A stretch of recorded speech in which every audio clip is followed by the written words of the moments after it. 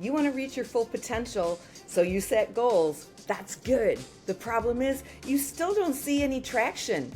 That's probably because you're making one of these fatal mistakes. Hey everybody, this is Damon, and this is my show, The BraveHearted Woman. Thanks for stopping by. Hey, each week I bring important topics for women just like you to help you live with courage and confidence and bold vision for your future. So make sure you subscribe so you never miss an episode. I'm always giving out free resources that empower you. So you ready? Come on, let's get brave. So wonderful to be with you again. And by the way, if you have not subscribed to my YouTube channel, you can listen to these podcasts or view them now on my YouTube channel, Damon. So make sure you stop by and check it out. If you want to live your dreams and realize your goals, you have to develop the art of goal setting. You have to become really good, a lifelong goal setter, and you've got to do that right. So in this episode of The BraveHearted Woman, I want to share with you how to avoid the 5 common mistakes that most people make in goal setting. Now, we already know that without goals, we're wasting precious time. Our life is just going in circles, right? We're squandering our potential. We're not making time work for us. We're wasting our God-given potential. Robert Heinlein said, this just actually makes me laugh. He says, in the absence of clearly defined goals, we become strangely loyal to performing acts of daily trivia. I don't want to just perform daily acts of trivia. I'm all about chilling and relaxing, chillaxing, as some people say. That's good, but only because I am about my vision and my mission and my purpose. And basically, if I'm awake, unless it's those hours of the day that I have delegated to relax time and unplug, I'm working towards meeting goals. And I love work. God created us to be those who would not strive, but we stride. We make forward movement. So let's not waste our most valuable commodities, which is our time and our energy, going nowhere. And we know that it's not that our days are not busy. Sure, our days are busy. They're just not productive. Robert Schuller, he's the person who, the CEO and founder of the Crystal Cathedral, remember that, in the Hour of Power? He said goals are not only necessary to motivate us, they are essential to keep us alive. So goals are really critical to your humanity. It's the way God made you. So here we go. 5 mistakes I want you to avoid. The first one is people make mistakes when they set too many goals. Too many goals. There's a Chinese proverb that says, the man who chases 2 rabbits catches neither of them, right? How many times have you set so many goals in a moment of enthusiasm only to find out later that you're really not giving them any of the time, giving any of them the time and the attention that they deserve and that they're worthy of? So how many goals should you really work towards at once? That's a varying number. And some coaches will say 3 to 5, some say 5 to 7, some say 7 to 10. I say 3 to 5. You really can only focus on so many goals, and especially just your big 3. You can have low-hanging fruit, some other goals that are maybe easily obtained, but if you have too many goals, you will lack focus, you will lack energy. You only have so much resources, you will lack resources, and you just know that your focus is so diluted or diffused that you're not giving any one thing the attention they deserved, as I've already mentioned. Now, the lion tamer goes into the lion cage with 3 tools. One is a whip, one is a stool with 4 legs, and one is a bag of snacks. Which one do you think is the most important tool? Asking this to a group of women just recently, the women all said, the snacks. The snacks are the most important. Well, actually, it is the stool, because you understand that the cat is mono visioned, and that means it can only see one thing at a time. But when it's looking at the stool with the four legs coming at him, he wants to see it all and take it all in, but he literally becomes paralyzed or mesmerized, so bewildered he doesn't know which thing to look at. Well, do you know that we are also monofocused? We cannot multitask, even though we think that we can. In reality, we're scattered. Science shows us that only 2.5% of people really do multitask well. The rest of us are just scattered. And that means we're not making any real progress towards any one goal, because we can't do two complex activities at one time. Sure, you can do a couple of things at the same time. You can paint your fingernails while you watch TV. Sure, you can do that. But I'm talking about the quality of reaching a goal and pursuing a goal and focusing on that goal. You are wired as a monotasker. So remember that once you reach that goal, you can certainly go on to the next one, but make sure that you're not focusing on too many goals at once. I've done this in my writing. I've done this in my career as an entrepreneur. I've done this, wanting to start too many things at one time, too many plates spinning, only to find out that I'm not doing anything really well with excellence. So I've trimmed it down. 3 big rocks. I call them 3 big goals. I can have more, but I always set what I call the Brave She 3, my 3 big goals of the year. Number 2, the second mistake that so many people make is not knowing why. Why do you want this goal? Another reason why we don't reach goals is because we set goals that sometimes are not in alignment with who we really are. Because goal setting and the God achievement of our goals, God giving us his anointing and his power to reach these goals, comes to us when they are aligned with our grand purpose. They take commitment, focus, and we've talked about that. So you need to stay passionately motivated towards your goal. And listen, you're going to get tired. When you're going after a goal, after a while, you get bored, and boredom happens. You get tired and exhausted. Sometimes you don't see results right away, and so you get weary. And if you're not connected to a why, the honorable reason, why do I want this goal? Then you'll not continue forward. You might discover that you don't want it. It might be what somebody else is expecting of you. It is what you think is expected of you, or you feel guilted into it. You know you should do it. You should want it, and you start shoulding on yourself. But the truth is, you're not really motivated. And how you're going to get a goal is one thing. But did you know that a why I want a goal is 70% more powerful than how I'm going to reach it? In fact, sometimes the how am I going to get this in our vision is something we just surrender to God and say, I don't know how the whole thing is coming together, but I'm going to take this next baby step. So expand on your goal setting and add your why. Why do I want this?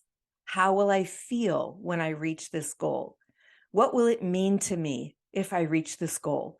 How will my life change? How will the lives of those that I love change? What will it mean for my family if I were to reach this goal? What would it do for my confidence and my self-esteem if I were to reach this goal? Why do I want it? And what will it cost me if I don't reach the goal? And can I live with that? So make sure that in goal setting, you also connect to your why. Like I said, you're 70% more likely to reach it if you know why you want it. And also it helps you determine if it's aligned with you. Again, it might be someone else's goal for you, maybe not your goal for you. And did you know you're much more motivated to do something that you want to do than to do something that someone else wants you to do? Yeah, it's true. Number 3, the third mistake that we make in goal setting is that we have a failure to identify the habits that could get in our way. Poor habits can derail you, can't they? Yes, they can.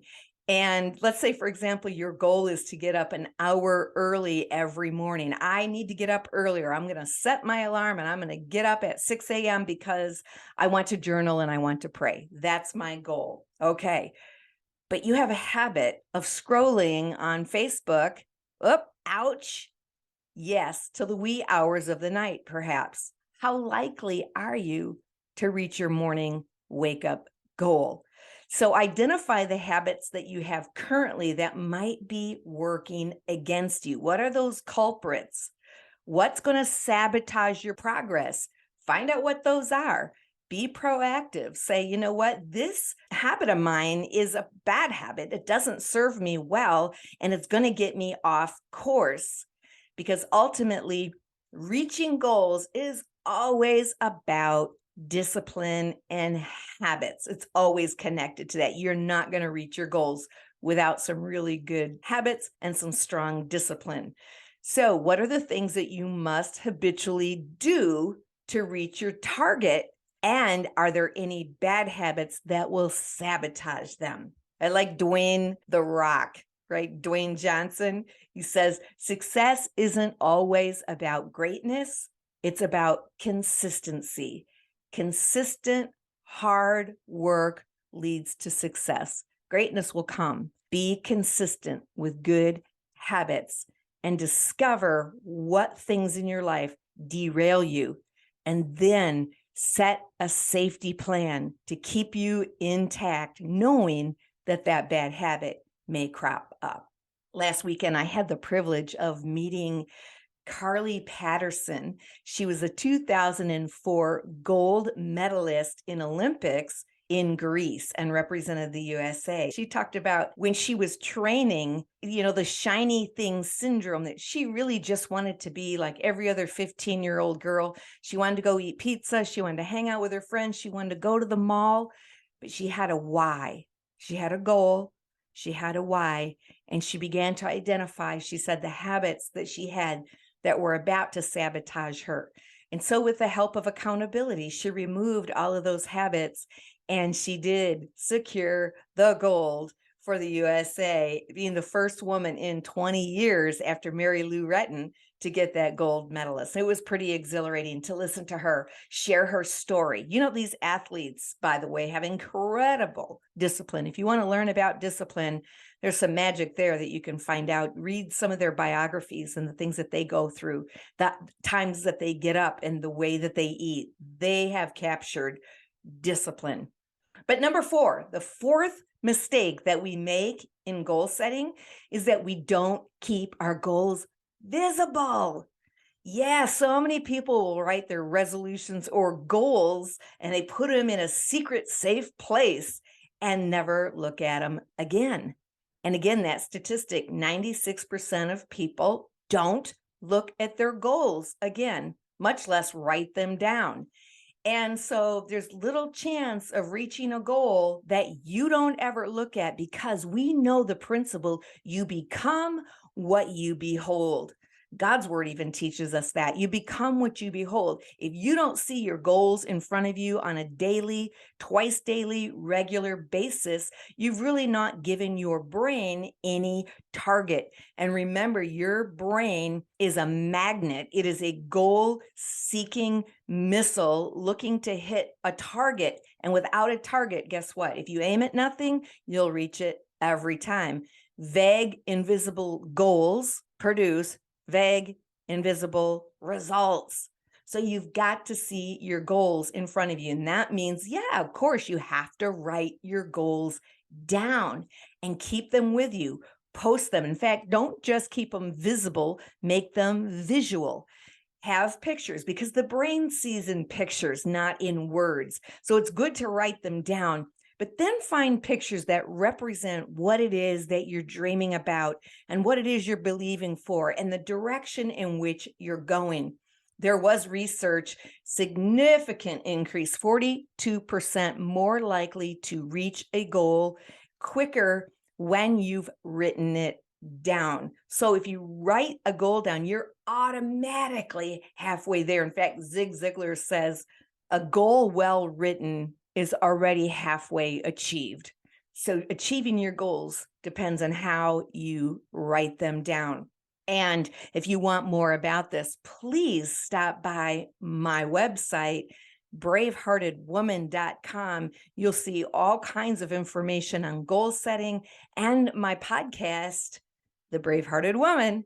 So make sure that you listen. All right, so the brain sees in pictures, so it needs to see what is it that I'm believing for, because your life moves in the direction of your most prominent thought, your most dominant thought, and visual.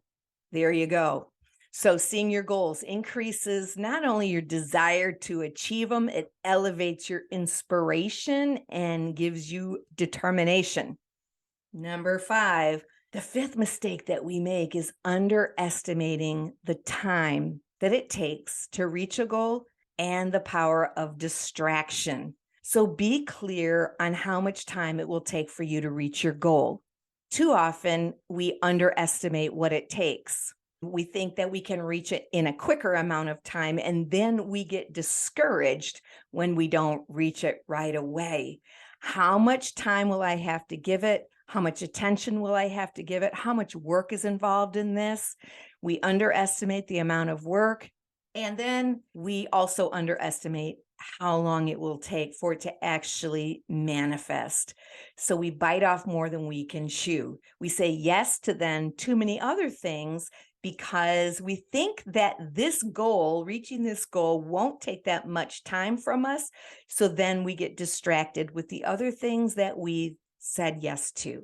So for me, I've set my goals, and I've recognized as I'm in the writing process now, I'm under contract writing my next book, excited about that. But I know that it's going to take me X amount of time. Here's what I figured out. I need to write 40,000 words.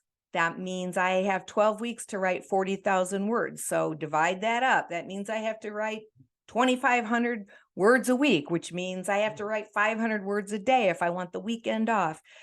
Oh, don't check my math on that, but I think I'm fairly close on that. I know I have Monday through Friday, I have to write 500 words to meet my deadline. So have you done that? Have you decided what will it take for me to reach this goal? Reverse engineer it. How much time do I need to give it every week, every day? What do I need to do every morning to make sure that I'm headed in the right direction in meeting this goal? Those are some of the mistakes. There's more, but those are 5 of the most common mistakes that we make in goal setting. So that's what I have for you today. I hope this has been a blessing to you. And I'm going to leave you like I always do with a small modification. It's time for you to find your brave and live your dreams.